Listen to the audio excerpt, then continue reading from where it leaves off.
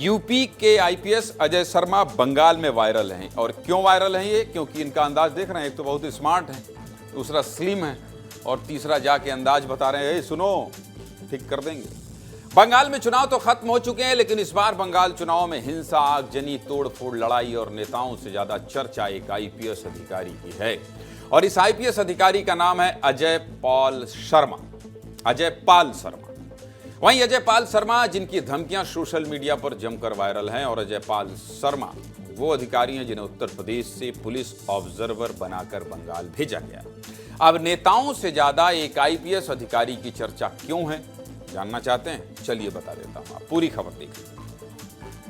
आज पश्चिम बंगाल में दूसरे चरण के चुनाव थे। 7 जिलों की 142 सीटों पर वोटिंग हुई और इन 7 जिलों में एक जिला है दक्षिण 24 परगना, जो ममता बनर्जी के भतीजे अभिषेक बनर्जी का गढ़ है।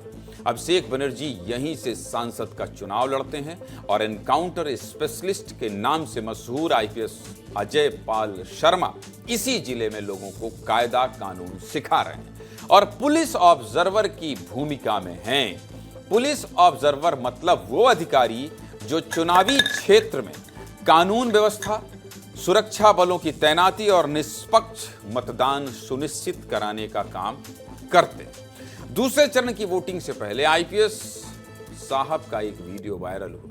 इस वीडियो में वो टीएमसी प्रत्याशी जहांगीर खान के घर के सामने खड़े होकर एकदम सिंघम स्टाइल में धमकी दे रहे हैं। आईपीएस साहब कह रहे हैं कि जहांगीर के घर वाले सुन लें, उसको कायदा समझा दें, अगर उसके खिलाफ शिकायत मिली तो उसका सही से इलाज करेंगे, बाद में रोना मत। सुनिए आईपीएस अजय पाल शर्मा ने क्या कहा, जो पूरे देश में वायरल हो।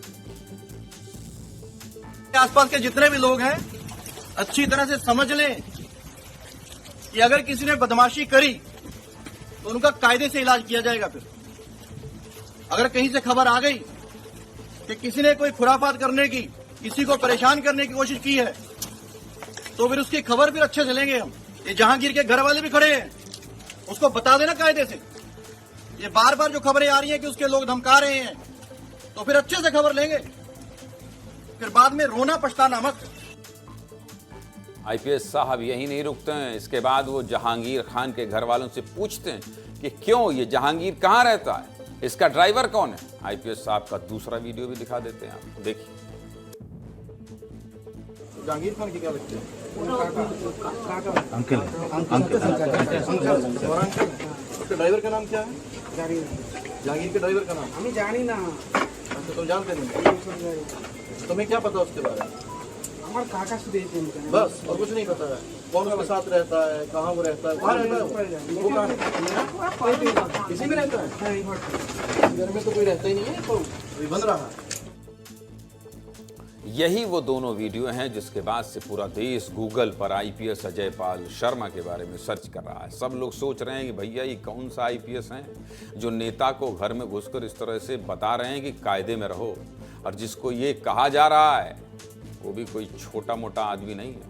बता देते हैं आपको। जहांगीर खान टीएमसी का जाना माना नाम है, अभिषेक बनर्जी के खास हैं और दक्षिण 24 परगना जिले की फाल्टा सीट से पहली बार विधानसभा का चुनाव लड़ रहे हैं। और आईपीएस साहब ने अभिषेक बनर्जी के खास आदमी को समझा दिया है। जहांगीर खान ने भी मंच से अजय पाल शर्मा को जवाब दिया था। सुनिए जहांगीर खान ने क्या कहा। খেলা তোমরা শুরু করেছে, শেষটা কিন্তু আমরা করব, তাই পিকচার আবি বাকি মেরা দোস্ত, পিকচার এখনো বাকি আছে, সময় শুরু হয়েছে। पहले आईपीएस साहब का फिल्मी स्टाइल और फिर नेताजी का बॉलीवुड वाला अंदाज, मतलब मामला फिल्मी हो चुका है। और आईपीएस साहब के सिर्फ ये 2 वीडियो वायरल नहीं हुए, एक वीडियो में तो वो पुलिस वालों को ही धमकाते नजर आ रहे हैं। ये वीडियो भी आपको दिखा देता हूं, देखिए। आने वाले कहेंगे वोट नहीं, वोट नहीं, पर ऐसे करेंगे 10 लोग हैं यहाँ पे, वो करेंगे 14 लोग हैं यहाँ पे, तमाशा है कहीं। आने वाले कहेंगे वोट नहीं, वोट नहीं, पर ऐसे करेंगे 10 लोग हैं यहाँ पे, वो करेंगे 14 लोग हैं यहाँ पे, तमाशा है। टीएमसी ने तो आईपीएस अधिकारी के खिलाफ सीधा सीधा मोर्चा खोल दिया। बंगाल के वित्त मंत्री चंद्रिमा भट्टाचार्य ने कहा है कि अगर अजय पाल शर्मा खुद को सिंघम समझ रहे हैं तो हम भी पुष्पा हैं, पुष्पा झुकेंगे नहीं। सुनिए बंगाल के वित्त मंत्री ने क्या कहा है।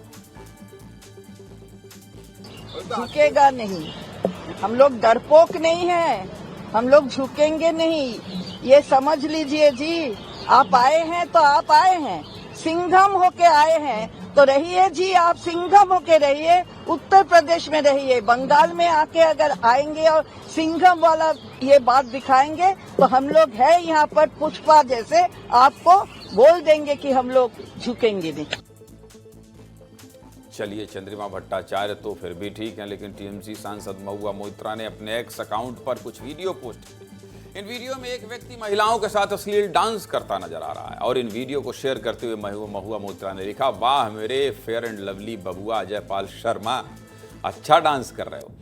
महुआ मोइत्रा ने जो वीडियो पोस्ट किए हैं उनकी कोई पुष्टि नहीं हुई है और इन वीडियो में ना ये बात साबित हो रही है कि डांस करने वाला व्यक्ति आईपीएस अधिकारी अजयपाल शर्मा ही है। और सिर्फ टीएमसी के बड़े नेता अजयपाल शर्मा का विरोध नहीं कर रहे हैं। चुनाव से एक दिन पहले जब आईपीएस अधिकारी फाल्टा में कानून व्यवस्था देखने निकले तो जहांगीर खान के समर्थकों ने उनका रास्ता रोकने की कोशिश की, उनके खिलाफ जमकर नारेबाजी की। टीएमसी के कार्यकर्ताओं ने छाती पीट पीट कर आईपीएस अधिकारी का विरोध किया और इसलिए आईपीएस बनाम नेताजी की ये लड़ाई अब दो राज्यों की लड़ाई बन चुकी है। टीएमसी तो इस लड़ाई में सबसे आगे है ही, लेकिन समाजवादी पार्टी के अध्यक्ष अखिलेश यादव भी पीछे नहीं हैं। अखिलेश यादव ने सोशल मीडिया पर पोस्ट करके कहा है कि बीजेपी ने पश्चिम बंगाल में रामपुर और संबल में टेस्ट किए हुए एजेंट भेजे हैं, लेकिन इससे कुछ नहीं होने वाला। दीदी हैं और दीदी रहेंगी। यानी लड़ाई अब चौतरफा हो गई। एक तरफ बीजेपी है, दूसरी तरफ ममता बनर्जी है, तीसरी तरफ आईपीएस साहब हैं और चौथा मोर्चा अखिलेश यादव का है। अलग अलग पार्टी के नेताओं का बयान भी आपको सुना देते हैं, सुनिए।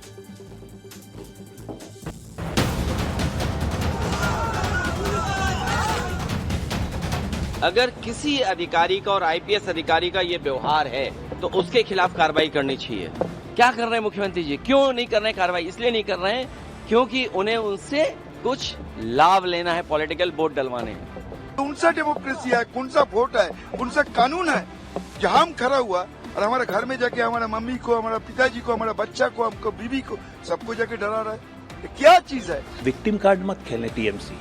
आपका सूर्यास्त हो चुका है और पूर्वोत्तर वो है जहां सूर्योदय होता है। और बंगाल और पूरे देश का सूर्योदय तय है और आपका सूर्यास्त तय है। दीदी, साफ भाषा में अजयपाल शर्मा जी को एक चीज बताना चाहता हूं। आप जो ये गैर कानूनी काम कर रहे हैं, 4 तारीख रिजल्ट निकलने के बाद आप जहां भी भाग जाएं, आप छुप नहीं पाएंगे कि आपके खिलाफ एफआईआर होगा। जो मस्तान गुंडा जो भी लोग यहाँ पे चाहेंगे कि जनता का अधिकार छीनने का कोशिश करेंगे, वो तो यहाँ पे बाहर घूम नहीं सकते। हो सकता है बीजेपी के प्रभाव में ऐसा वो कर रहे हो, लेकिन ऐसा आचरण उनको नहीं करना चाहिए। वो चुनाव संपन्न कराने के लिए गए हैं और निष्पक्ष चुनाव कराने के लिए गए हैं, तो ऐसे में उनको उस मर्यादा का ख्याल रखना चाहिए।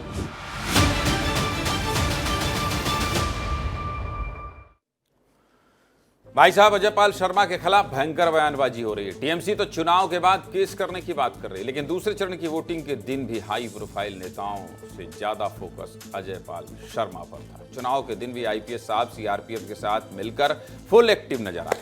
उन्हें डायमंड हार्बर में गड़बड़ी की शिकायत मिली तो वो तुरंत टीम के साथ पहुंच गए और ये डायमंड हार्बर वही सीट है जहां से अभिषेक बनर्जी चुनाव लड़ते हैं। अब एक आईपीएस अधिकारी के नाम पर इतना बवाल क्यों मचा हुआ है, इसकी वजह भी आपको बता देते हैं, देखिए।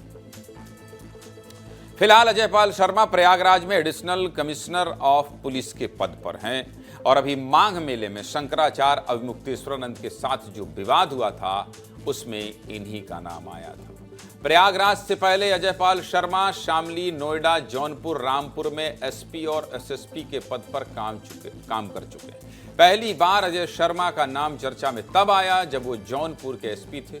जौनपुर एसपी रहते हुए उन्होंने 22 महीनों में 136 एनकाउंटर किए थे, जो किसी भी पुलिस अधिकारी के 22 महीने के कार्यकाल में सबसे बड़ा आंकड़ा है। और सुनिए, इसलिए उन्हें क्या कहा जाता है? एनकाउंटर स्पेशलिस्ट भी कहा जाता है।